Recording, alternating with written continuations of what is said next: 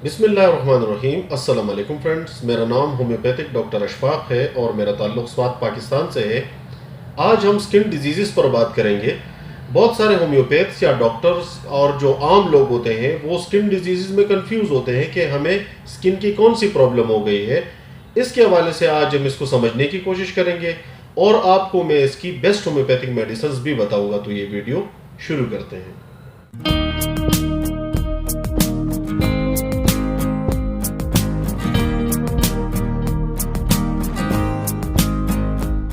Skin से related जो problems होती हैं उसको 3 कैटेगरीज में डिवाइड किया जा सकता है।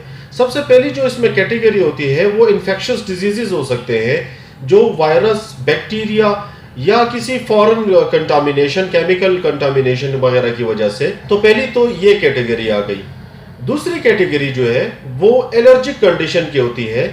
स्किन एलर्जी होती है, फॉर एग्जांपल लोगों को फूड की वजह से एलर्जी हो जाती है या क्लॉथ की वजह से, कपड़ों की वजह से, उसकी वजह से एलर्जी हो जाती है या सनबर्न हो जाता है या फॉरेन जो भी इफेक्ट्स हैं उसकी वजह से आपको एलर्जी होती है। मेडिसिन, ड्रग्स के इस्तेमाल से एलर्जीज हो सकती हैं। इसके अलावा मुख्तलिफ केमिकल्स या क्रीम अप्लाई करने से जिस्म पर, उससे एलर्जी हो सकती है। किसी भी चीज़ से कोई भी चीज़ आपको एलर्जी पैदा करती है आपके स्किन पे, तो वो एलर्जिक कंडीशंस में आती है। तो ये सेकंड टाइप ऑफ प्रॉब्लम हो गई जो स्किन में अक्सर लोगों को होती है। तीसरी कैटेगरी जो है वो जेनेटिक डिसऑर्डर है और जेनेटिक डिसऑर्डर में सोराइसिस उसमें इन्वॉल्व होता है। तो सोराइसिस की बीमारी वो जेनेटिक बीमारी होती है, जीन की बीमारी होती है और जिसके असरात स्किन पर, जोड़ों में और भी उसके काफ़ी मुज़िर असरात होते हैं। तो चूंकि ये वीडियो काफ़ी मुख्तसर है, उसमें हम सोराइसिस के टॉपिक पर डिस्कशन नहीं कर सकते हैं। इंशाल्लाह किसी और नेक्स्ट वीडियो में मैं सोराइसिस के हवाले से मुकम्मल डिस्कशन करूंगा और आपको होम्योपैथिक मेडिसिन भी बताऊंगा। तो आज की इस वीडियो में हम 2 चीज़ों को डिस्कस करेंगे। जो पहले 2 कैटेगरीज मैंने आपको स्किन के डिजीजेस के हवाले से बताई है। जो फर्स्ट कैटेगरी है वो है इन्फेक्शियस डिजीजेस, यानी जो जर्म्स या जो पैथोजेंस जिसकी वजह से इन्फेक्शंस क्रिएट होते हैं स्किन के ऊपर, उनको हम डिस्कस करेंगे, उसकी मैं आपको मेडिसिन बताऊंगा। और दूसरी कैटेगरी जो इसमें है वो है एलर्जीज। तो एलर्जीज के हवाले से भी मैं आपको बेस्ट होम्योपैथिक मेडिसिन बताऊंगा।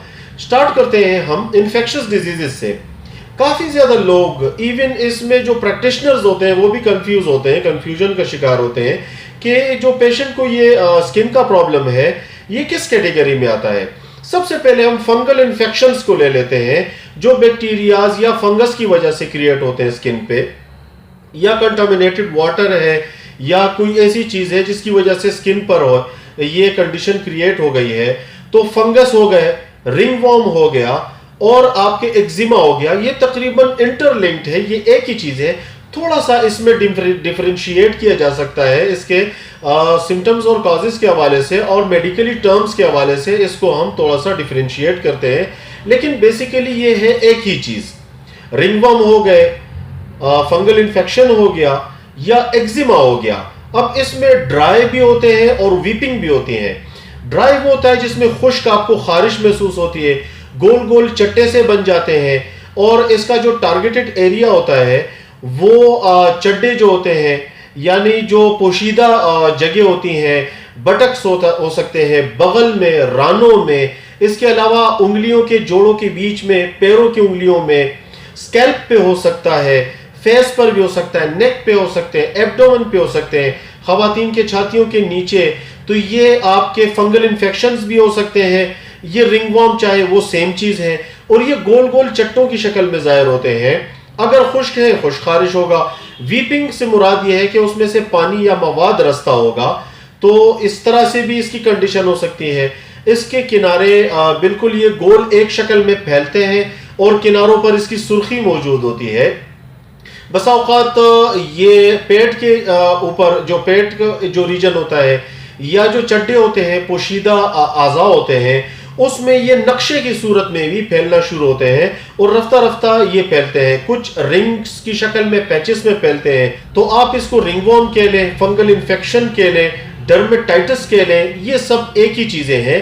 कंफ्यूजन ख़त्म हो गई।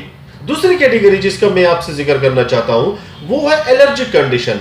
फूड की वजह से एलर्जी हो गई, स्किन में आपके कपड़ों की वजह से कोई एलर्जी होगी। फॉर एग्जांपल बहुत सारे लोगों को सिल्क से, वूल से, उससे एलर्जी हो जाती है, इचिंग हो जाती है, रेडनेस हो जाती है, सनबर्न हो गया, या मुख्तलिफ क्रीम्स वगैरह के इस्तेमाल से चेहरे पे रेडनेस आ गई, जिस्म पे रेडनेस आ गई और उसमें सूजिश, जलन महसूस होती है। अक्सर स्किन पर वर्म की कंडीशन भी हो जाती है, चेहरे पे वर्म आ जाता है, खारिश भी इसमें हो सकती है, जलन महसूस होना, वर्म का महसूस होना, तो ये एलर्जीज में होता है। एलर्जीज के आपको ये, जैसे मैंने आपको बताया, फूड से हो सकती है, क्लॉथिंग से हो सकती है, केमिकल इसका रीजन हो सकता है, जैसे क्रीम्स वगैरह हो गए। तो इसके लिए अब दोनों कैटेगरीज में मैं आपको होम्योपैथिक मेडिसिन बताता हूं। बेसिकली होम्योपैथिक की मेडिसिन किसी मर्ज के नाम पर मुख्तस नहीं है। मैं कहूंगा कि आपको अगर फॉर एग्जांपल डर्मेटाइटिस है, यानी आपको रिंगवर्म हो गया है, फंगल इन्फेक्शन हो गया, तो उसके लिए ये दवा होगी, उसकी नहीं। होम्योपैथिक की मेडिसिन अलामात के मुताबिक सजेस्ट की जाती है। सबसे पहली जो इसमें मेडिसिन आप किसी भी पेशेंट के लिए रिकमेंड की जाती है वो है बेसिलिनियम। बेसिलिनियम 200 से शुरुआत किसी भी स्किन डिजीज की जा सकती है, चाहे वो आपको स्किन जो प्रॉब्लम इन्फेक्शस है, यानी आपके रिंगवर्म हो गया है, फंगल इन्फेक्शन हो गया है, पस प्रोडक्शन हो रही है, वीप कर रहा है यानी उसमें से मवाद रस रहा है, या ड्राई है, या आपको एलर्जी हो गई है, तो इन तमाम कंडीशंस में बेसिलिनियम 200 में हफ्ते में एक खुराक इसकी लेनी चाहिए। इसके बहुत बेहतरीन रिजल्ट है और ये 90% केसेस इससे क्योर हो जाते हैं। दूसरी इसमें बेहतरीन जो मेडिसिन रिकमेंड की जाती है, खास करके रिंगवर्म या फंगल इन्फेक्शन हो गए, डर्मेटाइटिस हो गया, इसके लिए ग्रिफाइटिस 200 में इसकी आपने एक दिन छोड़ करके एक खुराक लेनी है। थोड़े से पानी में 2 से 3 कतरे ग्रिफाइटिस 200 के डालें। ग्रिफाइट्स के बेहतरीन रिजल्ट है और ये ज्यादातर केसेस इससे दुरुस्त हो जाते हैं। तीसरी एक दवा मैं आपके इल्म में लाना चाहता हूं, जो कि दोनों किस्म के डिजीज में, चाहे वो इन्फेक्शस है यानी इन्फेक्शस स्किन प्रॉब्लम है या आपको एलर्जिक स्किन प्रॉब्लम है, दोनों में उसके बेहतरीन रिजल्ट है और उस मेडिसिन का नाम है स्कूकम चिक।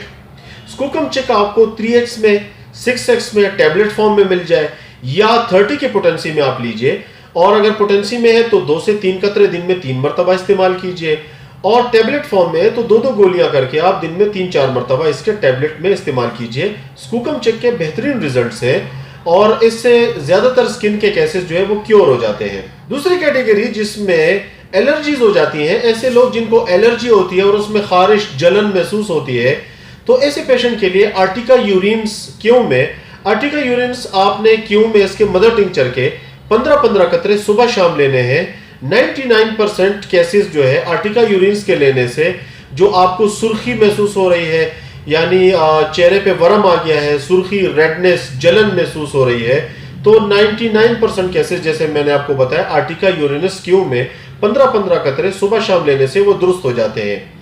इसके अलावा खारिश हो, जलन महसूस हो, और इसके साथ चाहे वो अगर खारिश के साथ कुछ जाने से मवाद सा निकल रहा है, इसमें टिल्यूरियम मेडिसिन के बेहतरीन रिजल्ट है।